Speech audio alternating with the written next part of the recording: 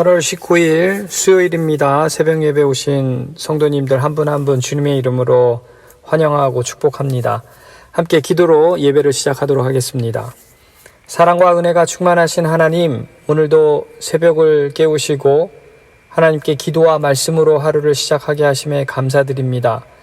늘 우리에게 좋은 것을 공급해 주시는 주님을 찬양합니다. 내 입술의 고백이 감사로 넘치게 하시고 성령의 충만함으로 오늘도 살아가게 하여 주시옵소서. 오늘도 말씀 가운데 거할 줄 믿사오며 이 모든 말씀 살아계신 예수님의 이름으로 기도드립니다. 아멘.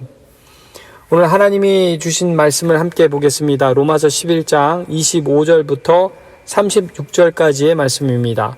신약 성경 255페이지에 있습니다. 로마서 11장 25절부터 36절까지의 말씀입니다. 함께 봉독하겠습니다. 형제들아, 너희가 스스로 지혜 있다 하면서 이 신비를 너희가 모르기를 내가 원하지 아니하노니 이 신비는 이방인의 충만한 수가 들어오기까지 이스라엘의 덜어는 우둔하게 된 것이라. 그리하여 온 이스라엘이 구원을 받으리라. 기록된 바 구원자가 시온에서 오사 야곱에게서 경건하지 않은 것을 돌이키시겠고 내가 그들의 죄를 없이 할 때에 그들에게 이루어질 내 언약이 이것이라 함과 같으니라.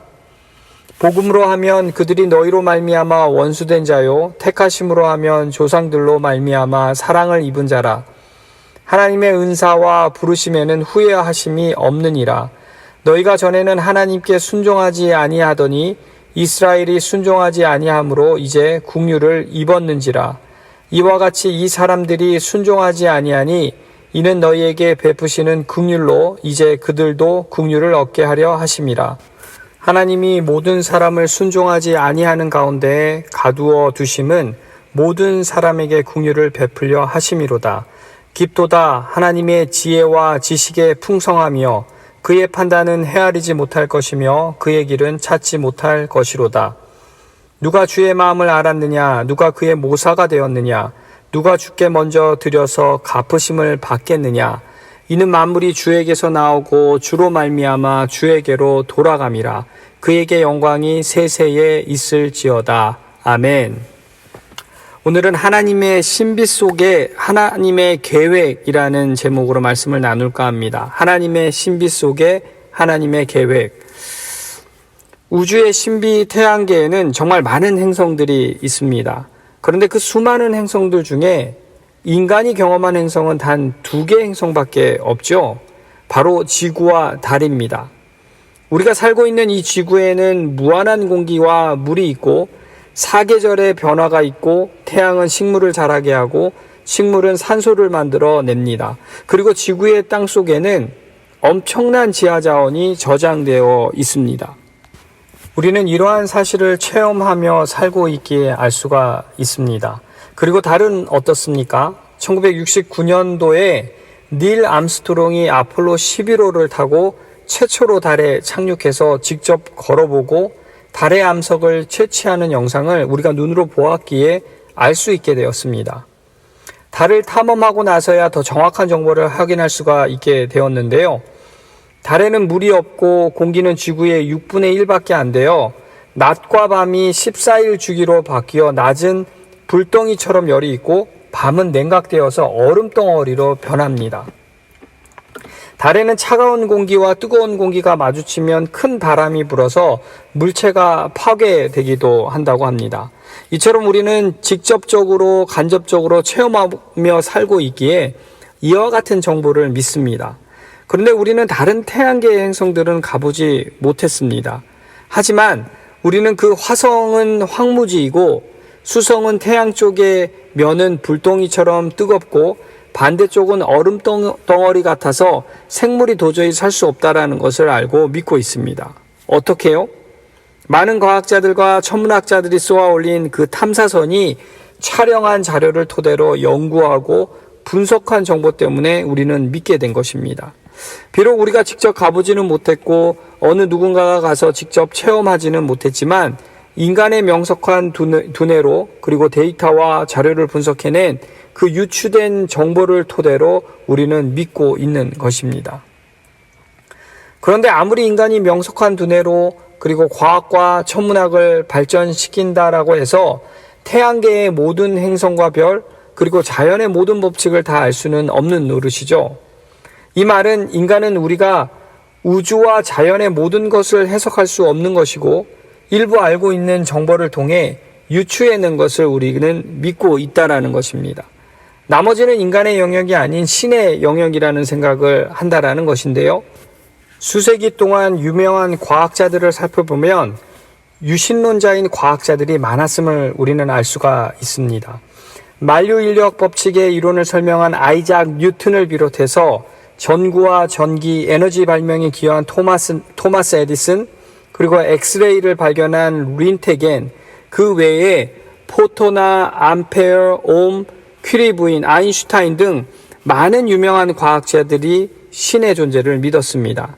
특히 상대성 이론으로 현대 물리학에 지대한 영향을 미친 이 아인슈타인은 이런 유명한 말을 남겼는데요. 종교가 없는 과학은 절름발이이며 과학이 없는 종교는 장님이다 라고 말하면서 이런 비유를 들었습니다. 우리는 어린아이처럼 책들로 가득한 거대한 도서관에 들어와 있는 것이다. 아이들은 누군가 그 책을 썼다라는 사실은 알지만 어떻게 썼는지를 모른다. 아이들은 책에 쓰인 언어를 이해하지 못하기 때문이다. 아이들은 이 책들의 일종의 비밀스러운 질서가 숨겨져 있는 것이라고 어렴풋이 짐작하지만 그것이 무엇인지 모른다. 나는 똑똑한 인류라 하더라도 신에 대한 이해는 도서관에서 책을 보는 아이들과 다르지 않다. 우주가 놀라울 만큼 질서 있게 짜여 있음에 대해서 우리는 감탄하고 그 법칙을 준수하지만 그저 모호하게만 이해할 뿐이다. 우리가 유한한 수단으로 자연의 오묘함을 볼 때 모든 명확한 관련성 뒤에는 미묘하고 형태가 없는 묘사하기 어려운 무언가가 존재한다는 사실을 발견하게 될 것이다. 사물을 이해하는 능력을 넘어 힘에 대해서 느끼는 경외가 나의 종교다. 이런 의미에서 나는 종교를 믿는 사람이다. 여러분, 이처럼 우리 인간이 아무리 명석하고 똑똑하다고 해도 세상의 모든 법칙을 인간이 풀어낼 수 없다라는 한계를 이미 여러 많은 분야에서 느끼고 깨닫고 있습니다. 그렇게 인간이 신의 영역을 뛰어넘는 것은 불가능하다라는 사실을 우리는 인정할 수밖에 없게 되는 것인데요. 결국 모든 만물을 창조하신 분은 하나님이시고 하나님께서 창조하신 세계의 법칙 아래 인간은 순응하면서 살 수밖에 없는 존재라는 사실, 우리는 이 사실을 부인할 수가 없다라는 것입니다. 하나님께서는 이 진리를 성경을 통해 우리에게 분명히 말씀하고 계시는데요. 욥기서 38장과 39장을 보시면 하나님께서는 우주 창조의 원리와 운행의 원리를 말씀하셨습니다. 우주가 어떻게 창조되고 운행되는지, 동물들이 어떻게 살아가고 동물들을 어떻게 운행하는지를 너희 인간이 알 수 있냐라고 반문하시면서 인간인 우리가 하나님의 창조에 대한 모든 것을 이해할 수 없음을 분명하게 말씀하셨습니다. 욥기 38장 4절부터 6절에 내가 땅의 기초를 놓을 때에 내가 어디 있었느냐? 내가 깨달아 알았거든 말할지니라. 누가 그것의 도량법을 정하였는지, 누가 그 줄을 그것의 위에 띄웠는지 내가 아느냐?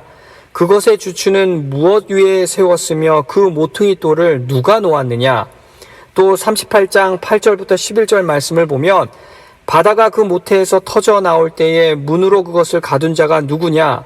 그때에 내가 구름으로 그 옷을 만들고 흑암으로 그 강불을 만들고 한계를 정하여 문 빗장을 지르고 이르기를 내가 여기까지 오고 더 넘어가지 못하니 내 높은 파도가 여기서 그칠지니라 하였노라. 바다가 터져 나올 때 문으로 가둔 자가 누구냐? 천지 창조에서 물을 창조하실 때, 물을 한 곳에 모았을 때 문을 가두었다라고 하시면서 그것을 정하신 이가 누구냐고 물어보고 계신 것입니다. 그 경계를 누가 다 정했고 그 지혜를 누가 이해할 수 있겠냐고 말씀하고 계신 것이죠.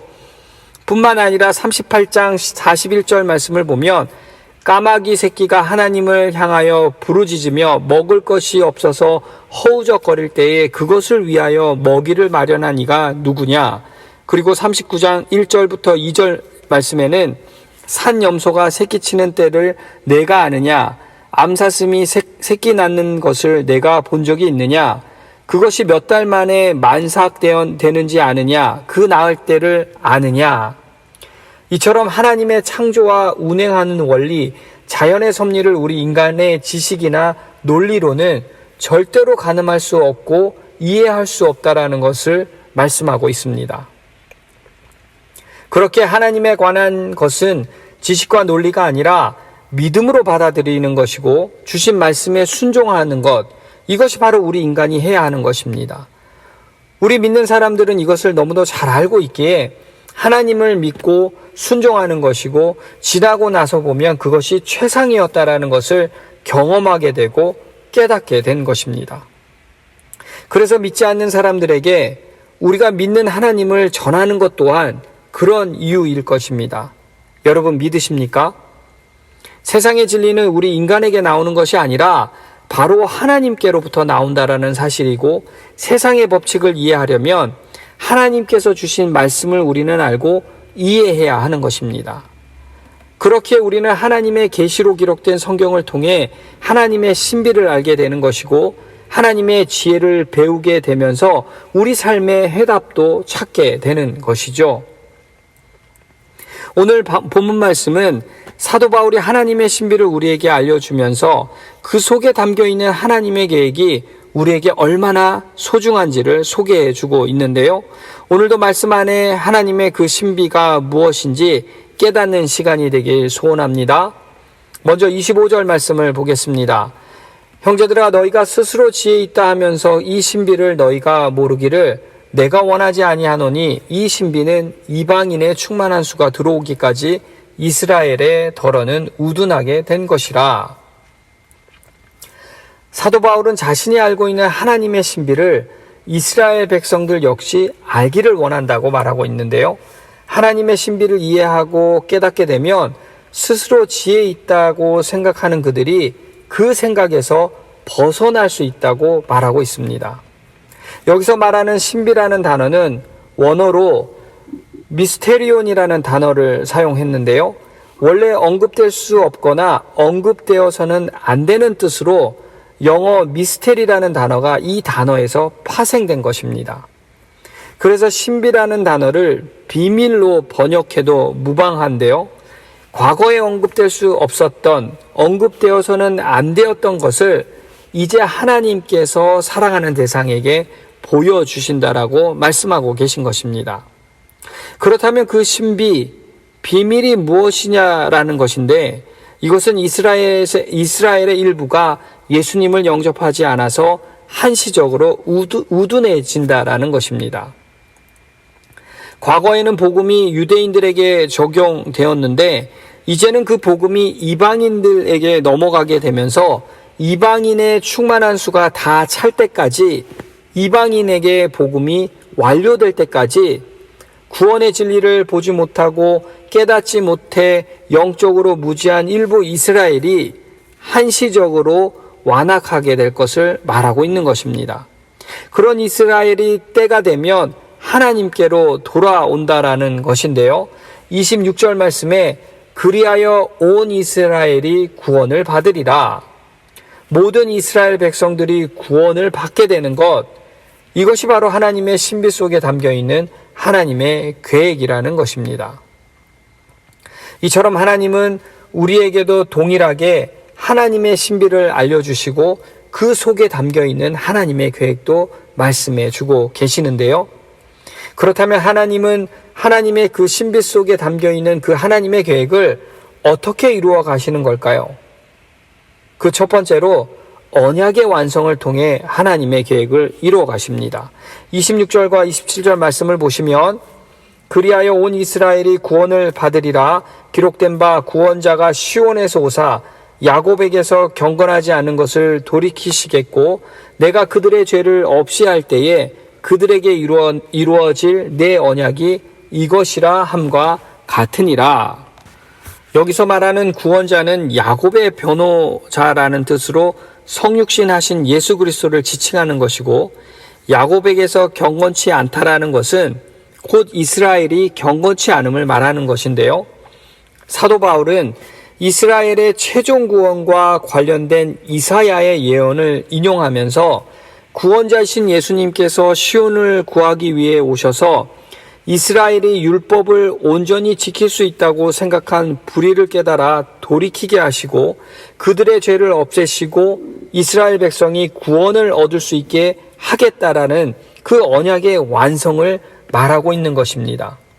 이처럼 언약의 완성을 통해 하나님의 구원의 계획이 이루어짐을 말하고 있는 것인데요. 그렇게 우리도 예수님을 나의 구원자로 영접하는 순간 주님의 그 십자가의 보혈로 죄사함을 받게 되는 것이고 하나님의 구원의 계획에 속하게 되는 것입니다. 그리고 그때부터 우리의 삶의 의미도 바뀌게 되는 것이죠. 그렇게 우리는 우리의 마음의 문을 열고 예수 그리스도를 우리의 구세주로 영접하고 언약의 완성을 경험해야 하는 것입니다.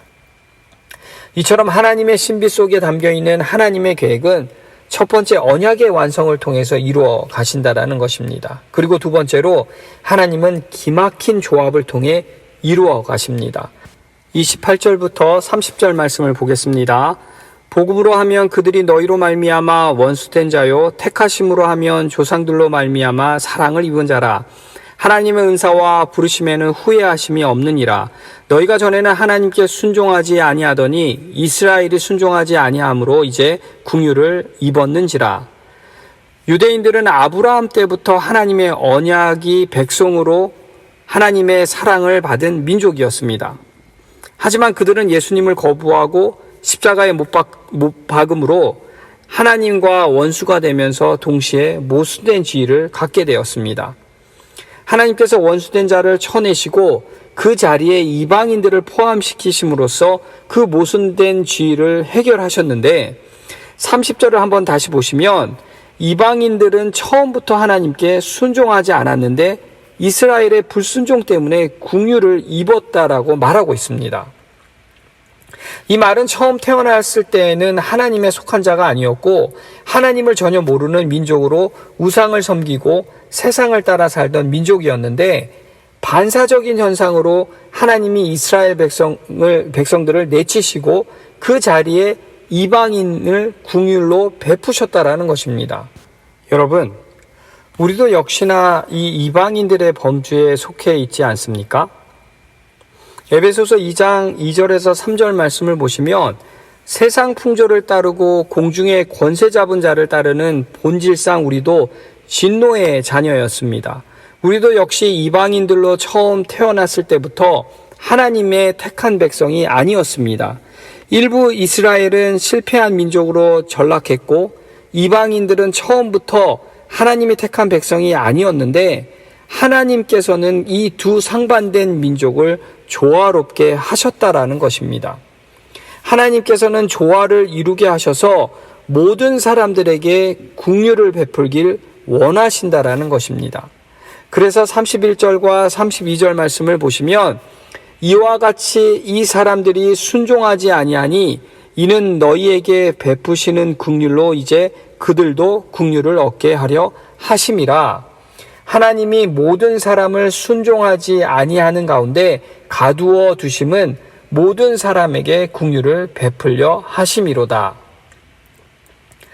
하나님께서 이스라엘과 이방인을 다 죄인으로 남아있게 하신 이유는 바로 이스라엘이든 이방인이든 누구에게나 긍휼을 베푸시기 위함이라는 것입니다. 이제 그리스도 안에서 유대인과 이방인 구분 없이 모든 사람, 남녀노소, 빈부의 귀천, 인종과 문화와는 상관없이 모든 사람이 구원받기를 원하신다라는 것이죠. 이처럼 하나님께서는 상반된 상황을 통해 하나님의 계획을 이루어가시고 하나님께서 준비하신 최상의 것을 이루신다라는 사실입니다. 여러분, 우리는 살면서 크고 작은 일들을 과거부터 지금까지 경험했습니다. 그 일들 가운데에는 좋은 일도 있었고요, 나쁜 일도 있었습니다. 내가 원하는 일, 원치 않은 일도 일어났었습니다. 그리고 미래에도 내가 원하든 원치 않든 수많은 일들이 우리에게 닥쳐올 것입니다. 그런데 여러분, 그 수많은 일들이 우리에게 닥쳐오겠지만 결코 우리가 계획하고 운행할 수 없다라는 사실입니다. 모든 것을 계획하시고 운행하시는 이는 오직 하나님이시다라는 것이죠. 하나님은 우리가 상상할 수 없는 기막힌 조합을 통해 우리에게 최선의 것을 주십니다. 이것이 하나님의 계획을 이뤄가는 방식이고 우리의 삶을 이끌어가는 방식이라는 것이죠. 우리는 우리 인생을 다 볼 수도 없고 알 수도 없습니다. 마치 우리가 그 광활한 우주의 신비 태양계의 일부만 알고 있는 것처럼 우리가 노력하면 우리는 우리의 인생의 일부 정도는 볼 수 있을지 모르겠지만 하나님은 우리의 인생의 전체를 다 알고 보고 계신다라는 사실입니다. 그렇기에 우리는 세상의 마음을 뺏기지 말고 세상의 기준에 맞추지 말아야 하는 것입니다. 하나님은 우리가 상상할 수 없는 기막힌 조합을 통해 하나님의 방식으로 조합을 이루시고 우리에게 최선의 것을 주신다라는 사실입니다.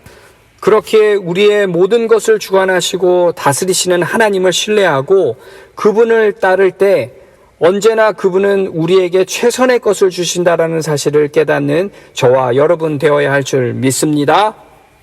이처럼 하나님의 신비 속에 담겨 있는 하나님의 계획은 첫 번째로 언약의 완성을 통해 이루어 가십니다. 두 번째, 하나님은 기막힌 조합을 통해 이루어 가시고요. 마지막 세 번째로 절대적인 사랑을 통해 이루어 가십니다. 33절 말씀을 보겠습니다.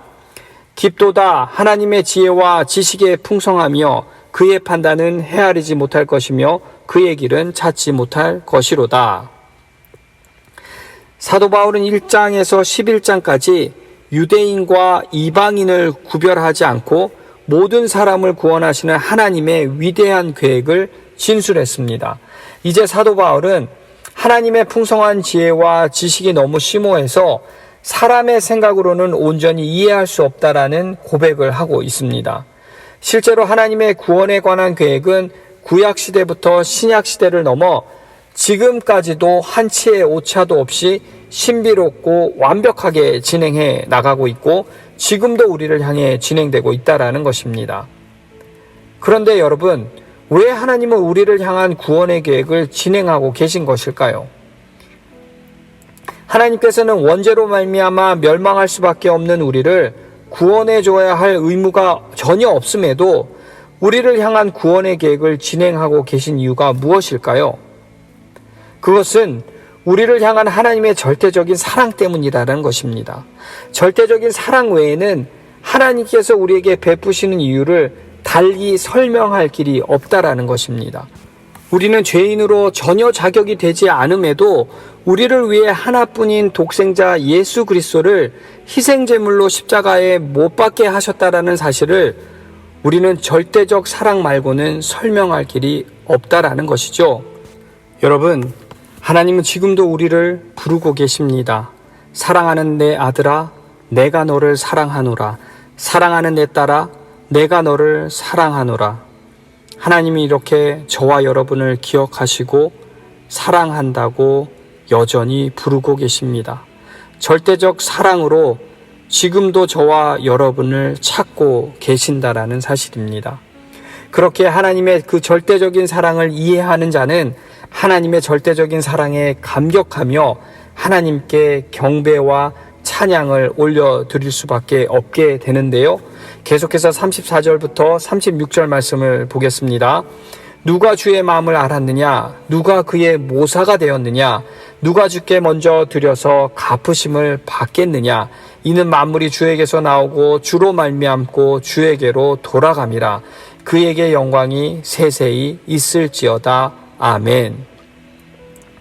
여러분, 피조물인 인간인 우리는 하나님의 마음을 다 알 수가 없습니다.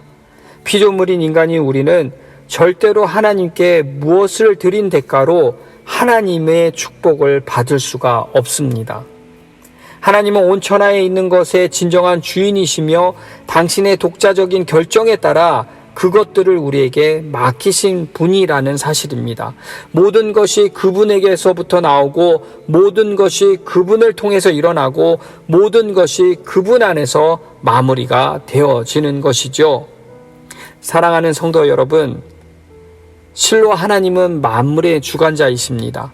하나님은 천지 만물과 우주와 역사 그리고 인간의 구원을 주관하시는 절대자라는 사실입니다. 그의 깊이는 바닥이 없고 그의 넓이는 경계가 없으며 그의 높이는 끝이 없다라는 사실입니다.